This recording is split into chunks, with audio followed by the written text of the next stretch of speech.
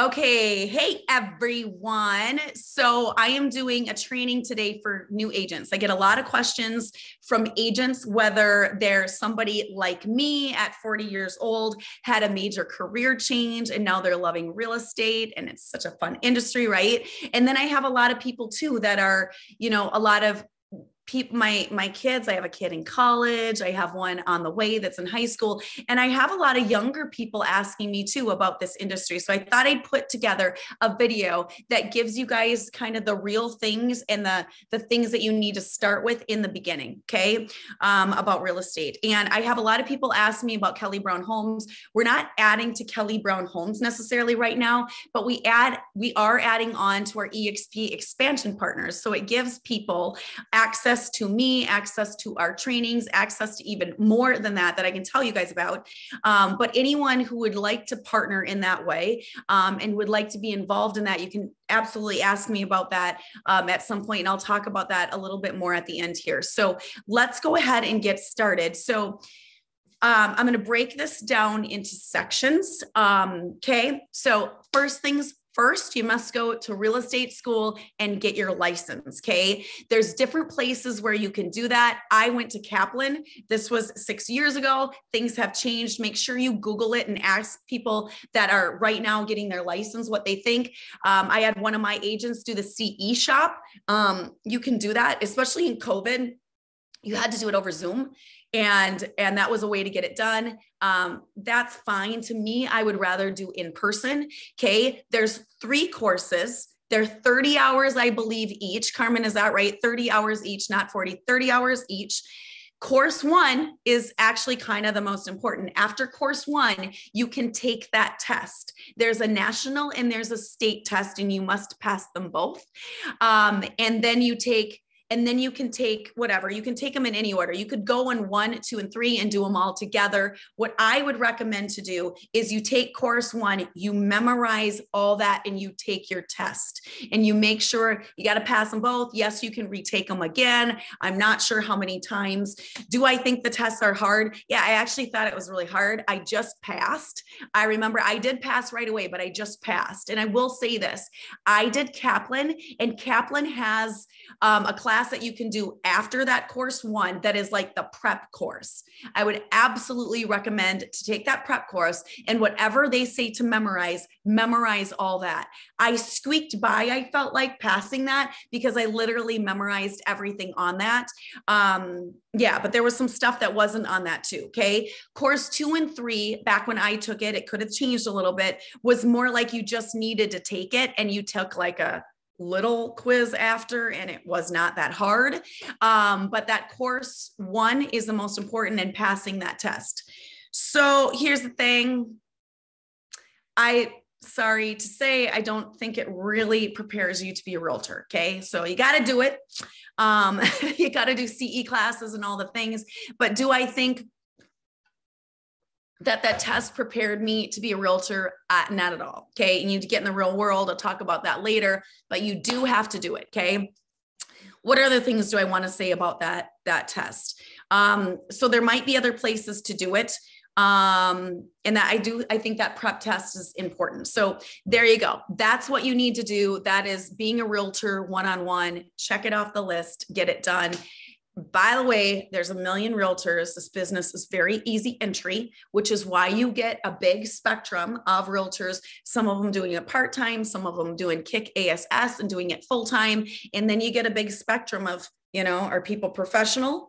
Are they ethical? There's a big spectrum in this business, and it's very easy entry. So there's a lot of people you can pass this test. So if you don't pass it once, you can do it again. But yes, do you need to study? Yeah.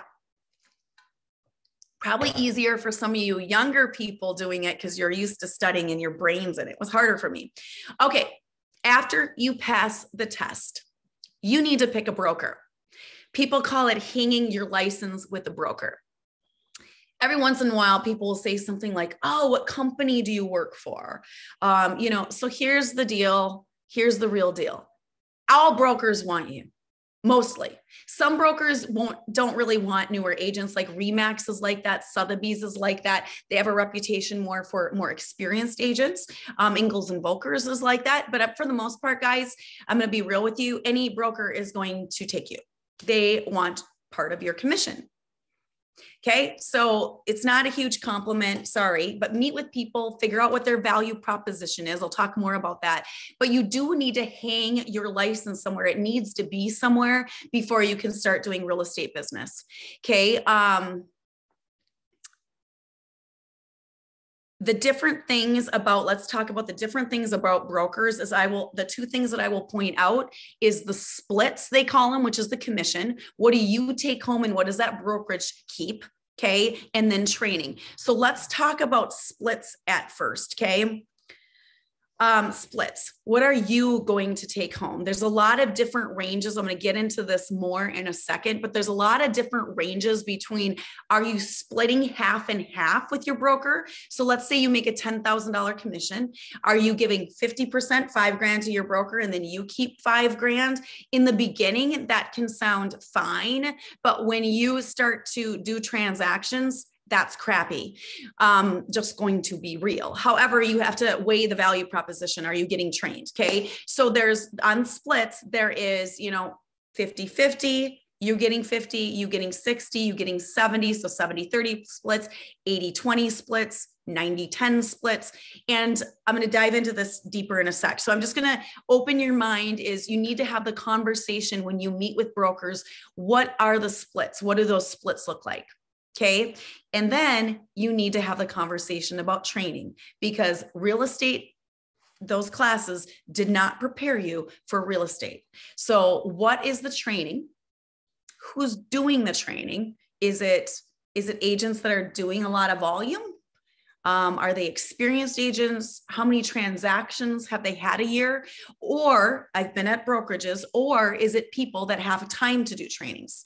That aren't doing a lot of volume per year, that never have done a lot of volume per year, but they happen to like to do trainings, which sometimes can be valuable. But my whole thing has been, I got to learn from people who are doing production and who truly are in it and understand it. Because otherwise I'm like, why am I learning from someone who is not experienced? That doesn't compute in my brain. So anyways, these are just, I went off on a tangent, but these are the biggest things to me when you're meeting with the broker is what is your value proposition as a broker? What are you guys doing different? Why do you stand out? What is your training? And what are the splits? And PS, so by the way, those splits are many times negotiable. As a new agent, not quite as negotiable, okay? As somebody more experienced and as you prove yourself, you should be having those conversations with your broker and renegotiating those splits. It would be a mistake not to, okay? So get your exam done, pass it, and then pick a broker. Let's talk now and dive in more of the spectrum of brokers, okay? There's a big spectrum. I will name some names a little bit, but honestly, I'm not that in it as far as knowing what brokers are doing right now, what their splits are. And so you gotta check it out yourself and have these conversations, okay? So the first type of broker that I will say is a low transactional fee broker. So you pay $499 per transactions. You don't pay for anything else. I think Bridge Realty is like that. I think Realty One is like that. I'm not sure, ask the questions, but it's a very minimal. So for some agents, maybe that are doing it part-time, maybe that could be a great idea. I think you always get what you pay for as an agent. So you're probably not getting a lot of training, but you get what you pay for. If you know the business, maybe, we're talking about new realtors. So I think you need major training in the beginning. So you got to be careful doing that. But for some people, it's probably a great strategy. When you become an experienced agent and you do a lot of transactions, I just talked to somebody who is still with one of those, and he now does 100 transactions a year. 100 transactions times $500 a transaction is what? 50 grand. That's a lot to be paying your broker. What are you getting for 50 grand? I'm not paying my broker 50 grand. So my advice to you, if you're a newer agent, is make sure as you grow to understand what you are paying and what you are getting. It might work good to start out somewhere, but then you change that later. You may change that. And people change brokerages. I've been in this business for 6 years. I've changed 4 times. In the beginning, sometimes you just don't know and you got to hang your hat somewhere. Okay. Okay. So that's a low transactional. You're paying per transaction. Maybe it's $500 a transaction. That's one type of category. A next category of brokerage is a flat fee or capped. Okay. So where I came from at Keller, it was like $19,000 a year plus a $3,000 royalty, or they called it like that. So it's $21,000 a year. Now it's lower. I don't know, because I'm not at Keller anymore, but I think it's 13,000 plus $3,000. So whatever that is, let's just say it's 20 grand a year. You pay that for 1 year, and then you are done paying it, and you make 100% for that year.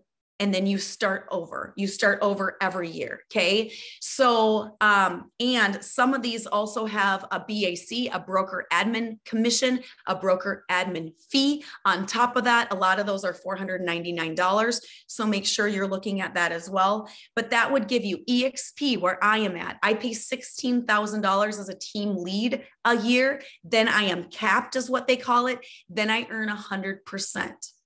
There's some little fees along the way too, $200 per transactions, up to 20 transactions. Then it gets waived. I think it's down to $50. So there's some little fees that you guys have to ask about as well.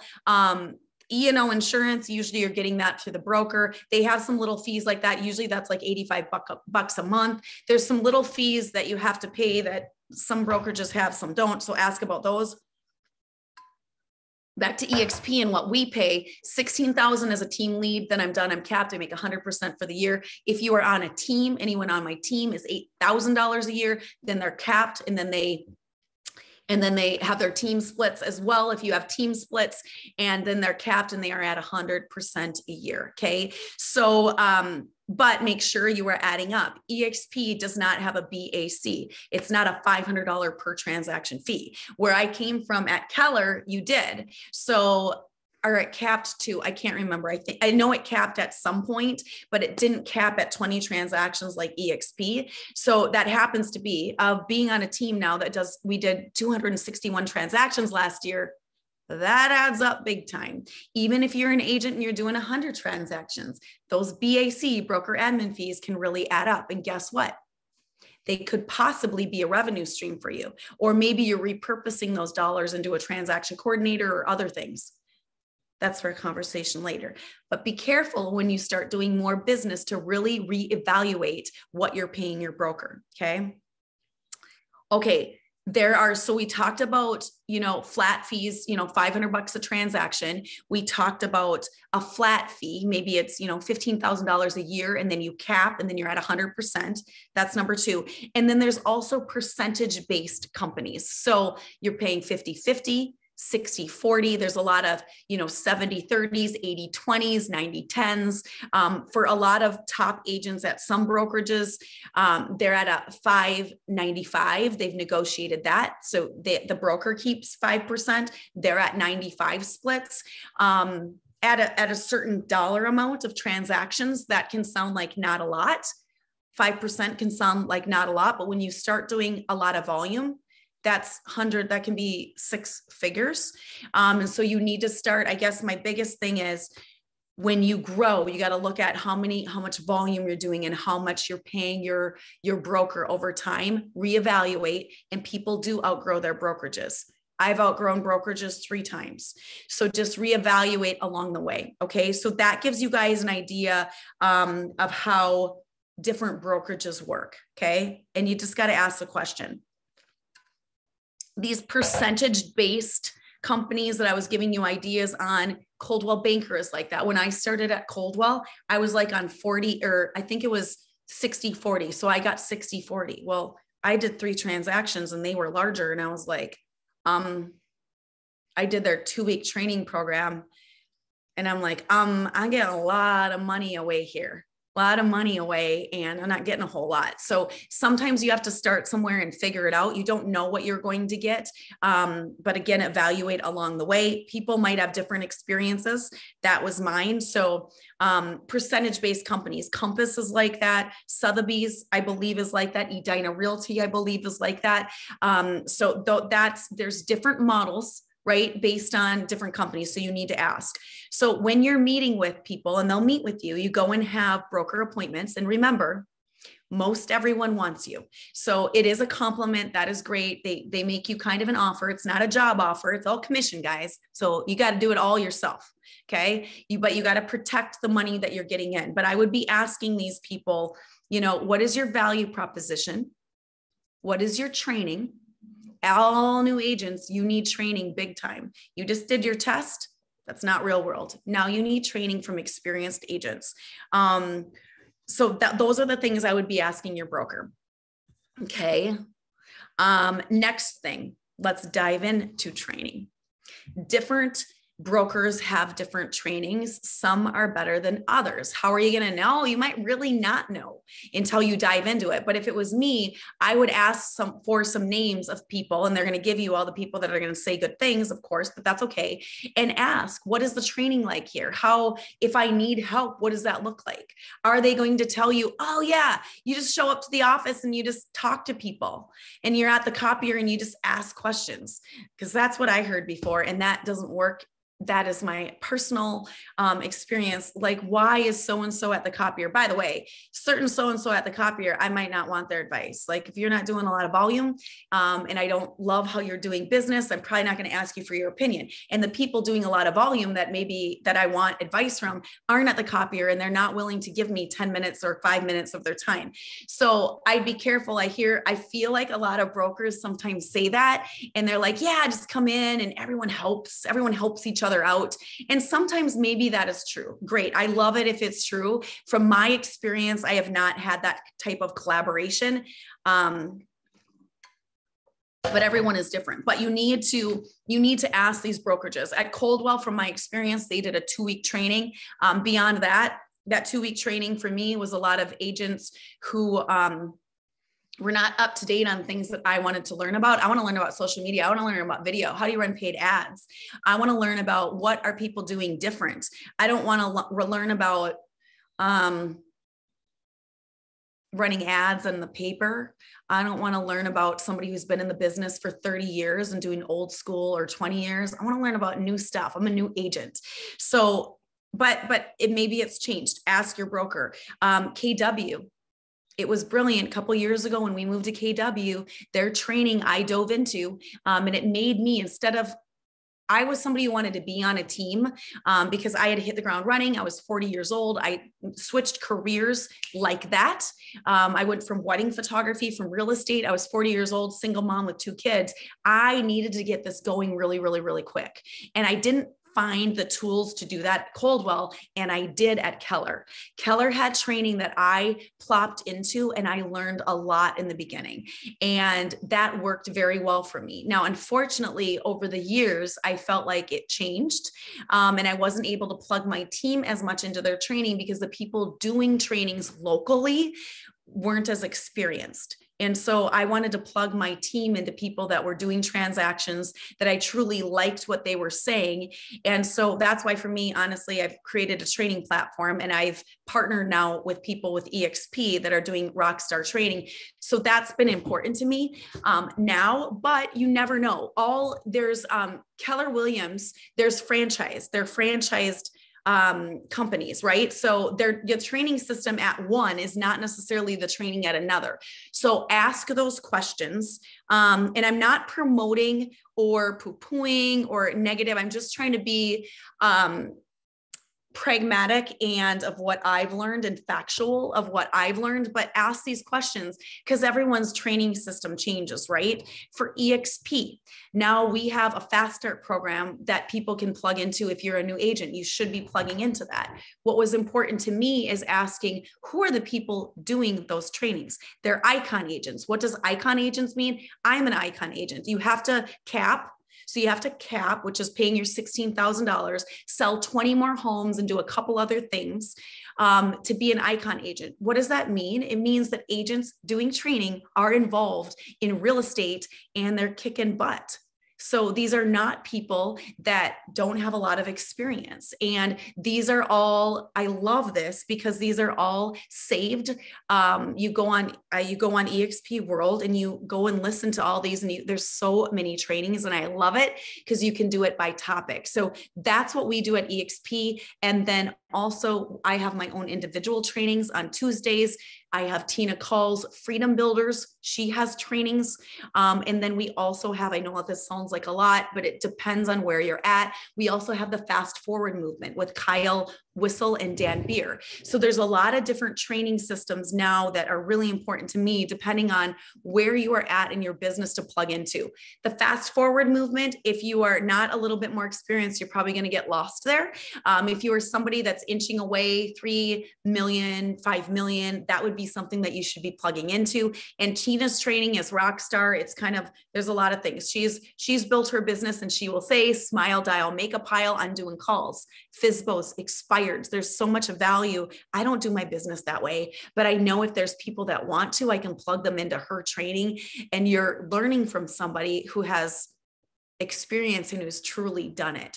So I went off on a tangent there because obviously I'm EXP and I know a lot about that training. And there's a reason why I came here, because I really believe in that training. And now I'm doing that, and I'm doing my own training. So just ask where you're at. There's brokerages that, that might not have as much training, and there's brokerages that have more. So just make sure you're asking. And then I would say, hey, can I have, 3 people that I can talk to? And then you ask them questions. What is it like to work here? What are your splits? Are your splits 50-50? What are your splits? Sometimes people don't want to answer those questions, but why not? Some people at different brokerages have better splits than others. Some brokerages are, this is what it is. Everyone has the same. Okay. So as far as training goes, when you're meeting with your brokers, ask them, what does the training look like? Who's doing them? Okay. These people, how many transactions have they done a year? Ask those questions. Okay, the next thing I'm going to talk about is teams versus being a solo agent. Okay, so there's a lot of teams out there, and teams do everything different. So you might be someone who, for me in the beginning, I wanted to join a team because I needed to hit the ground running. I was fine giving half my commission away to learn. So I met with a lot of people and I joined a team at Coldwell, but Coldwell doesn't teach teams. So what I learned is I just gave half my commission away for nothing. And so I learned that really quick. I did 3 transactions and then I got a heck out of there. So that was my experience. That doesn't mean everything at Coldwell is bad, but ask. Every team has a different value proposition. What do they will also charge you. There's a certain percentage. A lot of teams are 50-50, so talk to different teams. Some of them, okay, there's a lot of different ways teams go, but some of them buy leads. They buy from Zillow, they buy from whatever, and they sprinkle them throughout the team. Are they a team who gives leads and does that?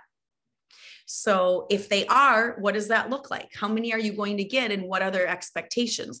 A lot of teams that I met with too in the beginning too, they expect you to be on the phone for 2 hours making calls for these leads. Maybe it's KV Core. There's a lot of different programs that teams spend a lot of money on, but then you have to circle dial. And you have to prospect every day, and you have to get on Mojo Dialer and be like, hey, and you're calling and calling. You're taking notes in whatever program they have. You're calling back in a month. Like, there's ways to build that. I didn't do that. I didn't relate to that. I met with teams that did that.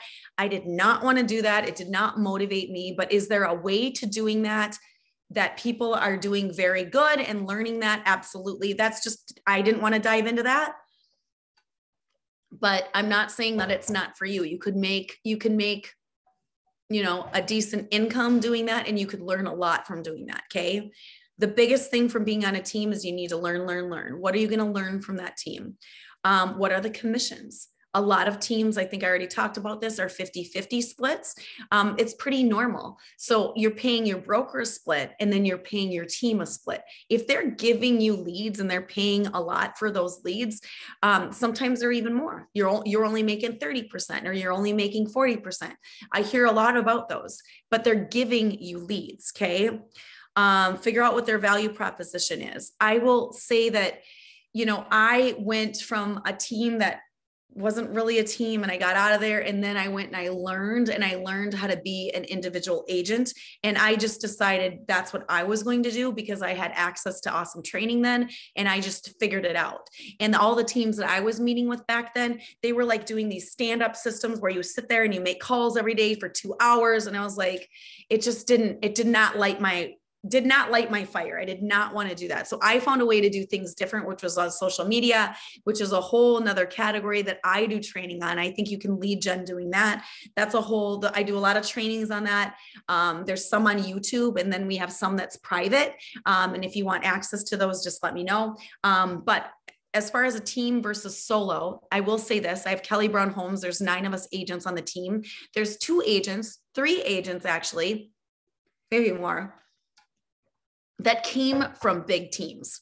Now, here's what I know is they were fed leads. In the beginning, you got to figure out, you got to lead gen. You need leads. So if you're not getting them, that could be smart for you to go somewhere where you're getting leads. But at some point, when you become savvy and you are getting your own leads, and people are, friends and family, or you're just getting your own from social media, then you have to be strategic and be like, okay, if you're still paying them 50-50 or whatever that is, you might want to reevaluate that. That might be a time where you've outgrown that team structure and want to do something different. Okay. But if you need leads in the beginning, I have people on my team now, they learned a ton by being on that team structure.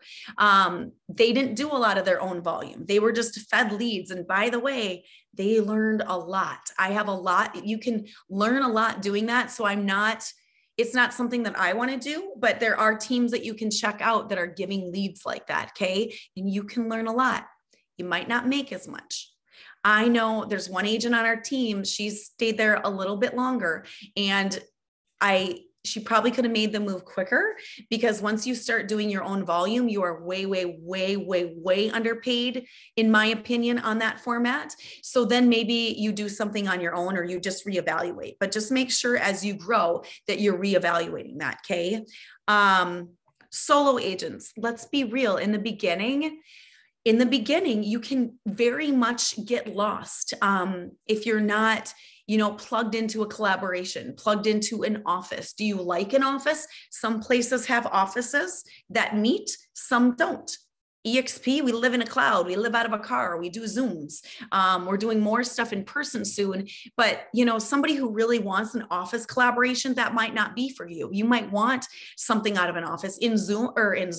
In COVID, I feel like one of the biggest things that I learned is we can do a ton of this, not in an office. We used to have an office. We didn't use it. We run around. We're at coffee shops. We meet at different builders. We are Zooming. We are doing things different. So for me, it was not important anymore. The only reason why I was using an office was for the printer, literally. The printer. And so now I have a copier at my house, whatever it is. When you start doing volume, get a printer at your house. Otherwise, use someone local in the beginning, because what you're printing is usually your listing presentations, your buyer presentations, and your brochures. Okay. So there's ways around that, but I will be real with you guys. When you're a solo agent in the beginning, you can feel very lost. You got to find your people and your vibe and where you want to connect. That is a reason why I do Tuesday masterminds. Every Tuesday, 9 a.m. Central Standard Time, I do a Zoom. So we're talking about the market and real relevant things to keep people connected.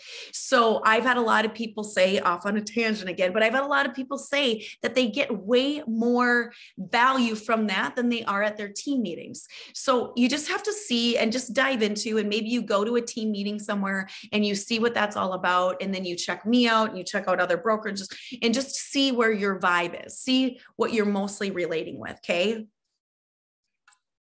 So, but I'm being real. It can be hard in the beginning to find your vibe, to find where you want to land. And it's okay to switch brokers. It's kind of a pain in the butt once you have transactions going, but people do it all the time. Okay. But anyways, yes. Okay. So factors in your decision on the broker that you pick. How much money do you want to make? So if they're giving you leads, what are their expectations? How much money can you actually make? How much money do you need to make? You might be new out of college and your expectations are different than if you're 40 years old and you're a single mom and you have 2 kids. Like ask what those expectations, ask what, you can expect to make. How many leads are you going to get? Okay. Do you need leads? Are you somebody that can lead generate right away? Are you somebody, I have somebody on here right now. She was a stager. Supernatural transitions. She's also my age. She's 47. Supernatural transition. She might hit the ground running a little bit quicker because she was already kind of in the business doing staging. She has people that already like and trust her from that. Okay. So, and she has more experience. So I want to be real too with newer agents. If you're younger, if you're 18, if you're 22 out of college, a lot of times we are working with people that we know. So our 22-year-olds buying houses, not a lot of them, some of them are if they're really savvy. So who are you going to work with? Is it your parents' friends? Maybe, but by the way, your parents' friends already know 18 other realtors who are super experienced, right? So you got to figure out, I just went off on a tangent. What was it even about? LOL. My gosh. But you got to figure out where you're going to get leads. This is all about lead generation. So you might need more of them in the beginning, and you might need to work for a team who is giving them to you. Just think about that. But this is lead generation. Every day you must lead generate. Every day you must figure out, how are you going to engage in real estate? How are you going to get people that want to use you to buy their home or list their home? And by the way, in the beginning, a lot of us work with buyers in the beginning. Okay. Don't be bummed if you don't get listings in the beginning. That comes with time. Usually you're working with buyers more. Okay. So get trained on working with buyers. Okay. So factors we were talking about. Okay.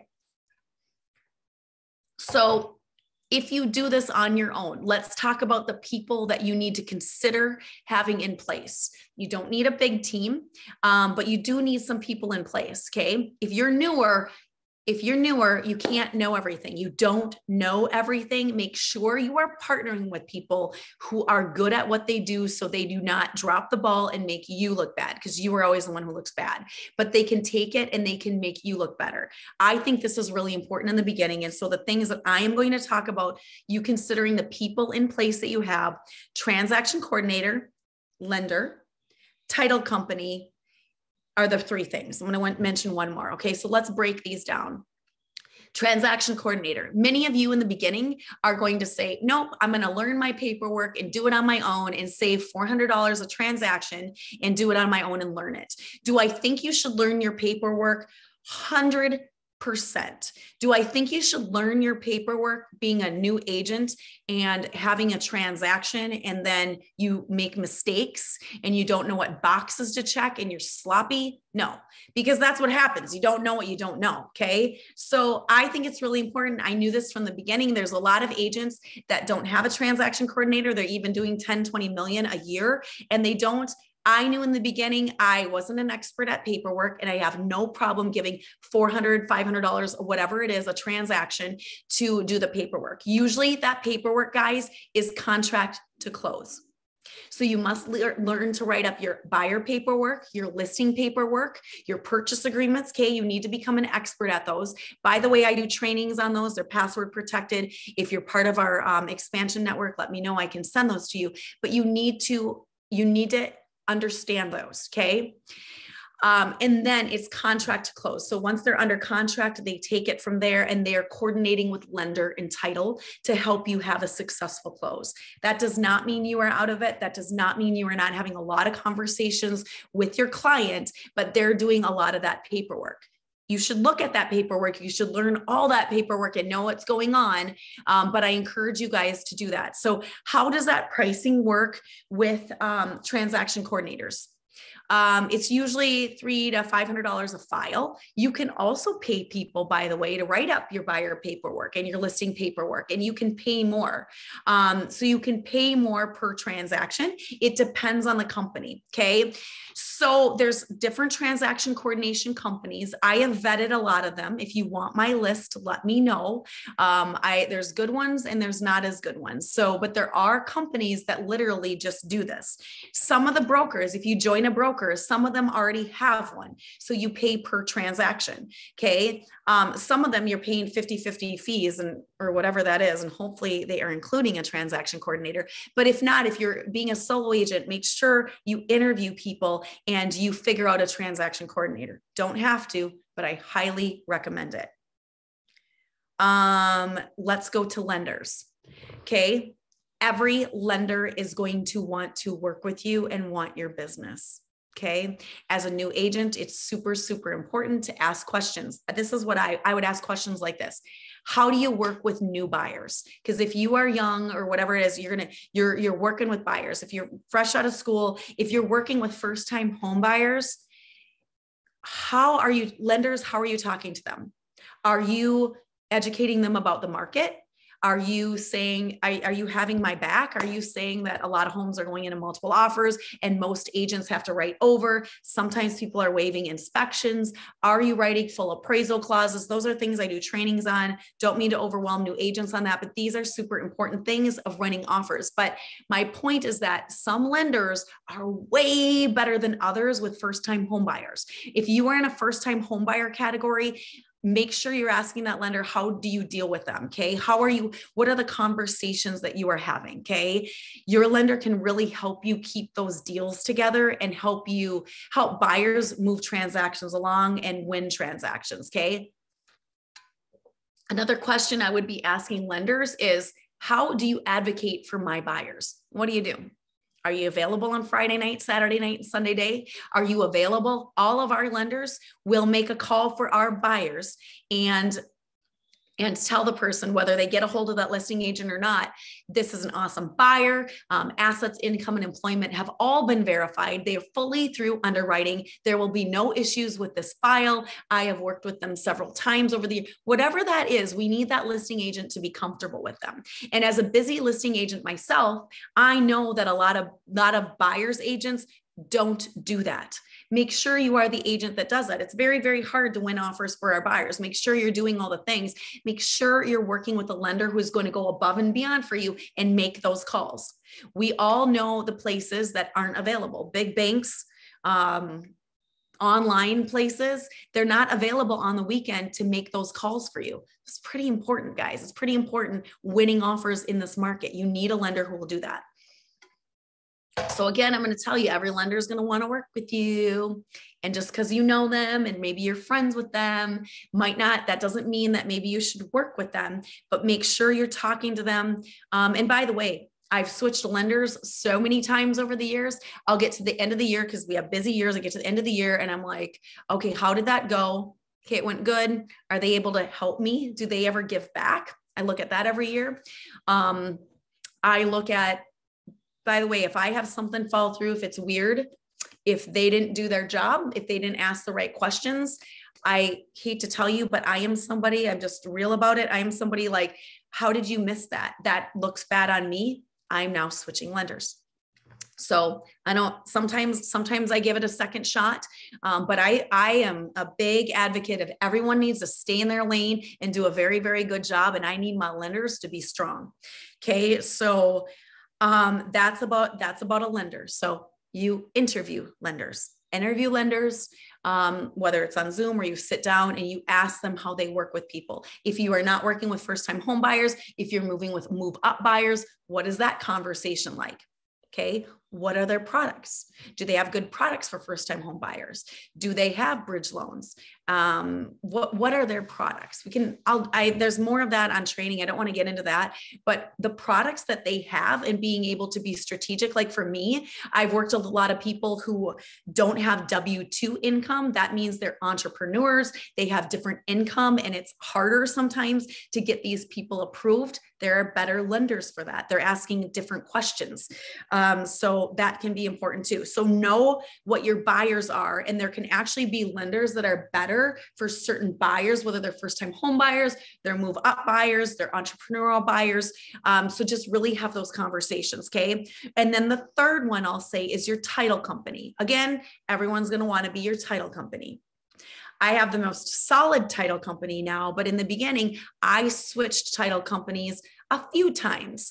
One time I switched title companies because I'm divorced. Happily divorced. I happen to have a lot of divorcee clients. And so questions for that in the beginning are really, really important. I shouldn't be going to closing, having certain questions being asked. And, I had a title company that dropped the ball with a divorcee client of not asking the right questions up front that made me look bad. I can't even remember what it was. But anyways, having a good title company is so important, because once you have a contract and it's fully executed means buyer and seller signatures, then it goes to the title company. Then they need to help you keep that transaction together. Hopefully they're working with your transaction coordinator. I have some conversations with them, but my TC, my transaction coordinator, is doing that, and they are helping you keep that file together. They are the ones asking those amazing questions behind the scenes. Okay. So your title company, if anyone wants my title company or recommendations on title company, I am happy to give those. Make sure you ask. Okay. So those are the three things that you need to have in place: transaction coordinator, TC, lender, a good lender or a good couple lenders. I'm not working with as many buyers now. I only do lenders or only listings, but I used to give out 2-3 names. I might say, hey, I think you relate to this person as much, but here are 3 names. Okay. So I used to do that. I didn't want people thinking that I was favoring someone either. I want people to know that they have options and they need to choose. I also don't want anyone ever coming back and saying your lender did this or whatever. It's not my lender. These are people that I highly recommend, but you ultimately get to make the decision, buyer. Okay. So that's lender and then title company. The last thing I'm just going to say just really quick is when you do get listings, you do need to have a sign company. So Continental Post Services hangs up this is Minnesota based, but Continental Post Services hangs up all of our for sale signs. So you just partner with a company, you get your signs made. Doesn't matter. There's a ton of places where you can get your signs made. I happen to use Lowen, Lowen. That's who we use. And then they just hang up your for sale signs. Okay. Okay. So there you go.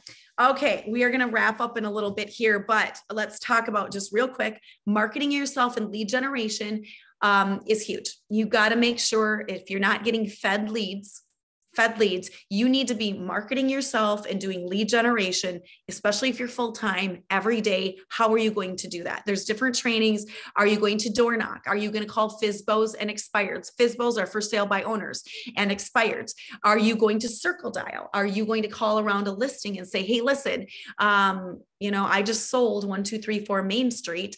We have 4 other buyers. We are looking for other homes to whatever. There's scripts on it. I don't do a lot of that. What are you going to do? Are you going to do social media? What are you going to do for lead gen? So I do a lot of trainings on social media and lead genning that way.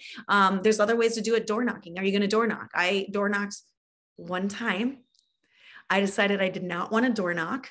I do have tough skin, but not when it came to door knocking, because also too, as a single mom, I don't want anyone knocking at my door. Do not knock at my door. Do not come. I do not like that. So it was not an approach I liked. However, there are people that are very, very effective at door knocking. So just because I don't do it doesn't mean that couldn't be an effective strategy for you. Okay.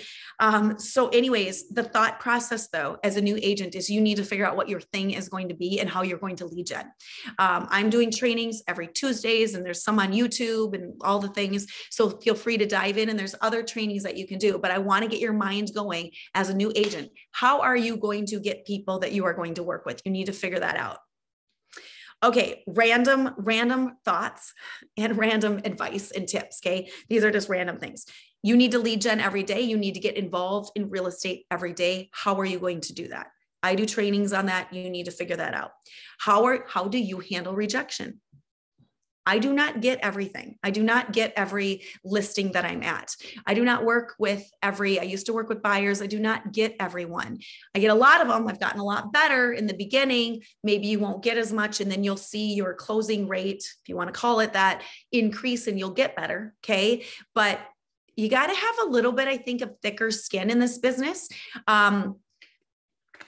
I talk about the unicorn rainbows, amazing, pretty things, the staging part of this, but there are things behind the scenes that you have to deal with. It's not always happy, and you got to figure it out. Okay. But there is a lot of rejection in this business. And if you are not in sales and you are not used to that, that can feel crappy. Okay. But I will say this. I remember there was a year, I don't know what year it was, but now I sell 40 million a year. My last 2 years, I've sold 42 million or 40 million a year myself.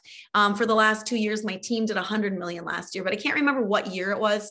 There was like year 3. I think I did 23 million or whatever that was. There was a year there I realized, holy cow, I did a lot of business and I did have some rejection, but I still had an amazing year. So keep your head up if you get that rejection, because now only being this business 6 years, guys, one I can talk to this year that I had was Trevor. Trevor was somebody I knew through my kids. I was friends with him. And in the beginning, he bought and sold a home and didn't use me. And I had many of these things happen. And I thought, oh God, that totally hurts my feelings. I know you. I would have loved to have worked with you. He was a professional guy. He's done a lot of real estate transactions. He didn't use me in the beginning, but when he just relocated to Wichita, he used me. He just used me in the last year. So remember, some of these you might not win in the beginning. Keep your head up, keep adding value. Don't get crabby with people. Okay. Try not to get crabby with people. It is hurtful. It does hurt. It does not feel good when your best friends don't use you. I know, been there, done that, but I would encourage you to keep your chin up, because you need to keep your chin up in this business, and you can still have a rock star year. What I was saying back to the year I did like 23 million. I realized I didn't get to work with everyone. You do not have to work with everyone to do amazing in this business. Okay. And you will get more as you get more experienced, and as you have amazing training, and as you sound experienced, and as you show up experienced, people will trust you more. This is a business of people that you know, friends and family. They have to like and trust you and believe that you're good. Okay. All right. So that was the tangent about handling rejection, but you need to be able to handle it kindly and gracefully. Ongoing CE classes, you will need to do them. You need to keep your license up. A lot of them, if I'm being real, don't add a whole lot of value to my life. Real trainings on our masterminds with EXP, those add a lot of value to my life. Real CE training does not. Sorry, most of them, but sometimes you need to do them. You need to do the required modules. Make sure you're sticking up on it. pulseportal.com. Make sure you save that. That's where you need to go. You need to log into, you need to see what your credits are. Okay. And you need to keep up with that every year. So pulseportal.com, make sure you are saving that, and make sure you don't get to June 15th or whatever it is, and you don't have your courses done, because now all of a sudden they freeze your license and you can't do real estate. And that's a major pain in the ESS. So you do have to keep up on that. Okay. I think in the beginning you have to do like 30, whatever that is. And then ongoing, like I think for me now it's 15 credits. Okay. And you do not want to save it to the last minute. Okay. So CE classes, networking is important. Find your tribe, find people that have the vibe that you want, find an office that you like, start somewhere, and don't be afraid, guys. If you're somewhere and you're like, oh, I feel like I outgrew it. I don't totally feel like this is my vibe. I'm really not getting the training. I might've got the training in the beginning and I feel like I'm outgrowing this.